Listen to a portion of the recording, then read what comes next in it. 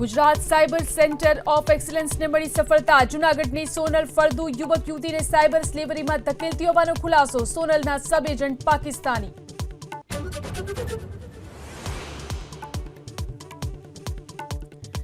ગાંધીનગરના રાયપુરમાં બાળકીની હત્યા કેસમાં આરોપી અનિલને સાથે રાખી પોલીસનું રિકન્સ્ટ્રક્શન। બાળકોના ઝઘડાના બંદૂકમાં હત્યા કરી હોવાનો ખુલાસો।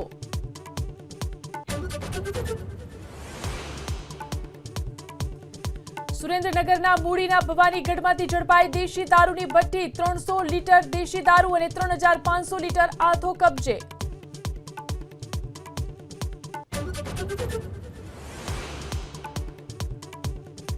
ગીર સોમનાથમાં ટેકાના ભાવે ખરીદીએ પકડ્યો વેગ। ઉના ગીર ગઢડા પંથકમાં 4 દિવસમાં 8 કરોડની મગફળીની ખરીદી। 100 થી વધુ શ્રમિકો જોડાયા કામગીરીમાં।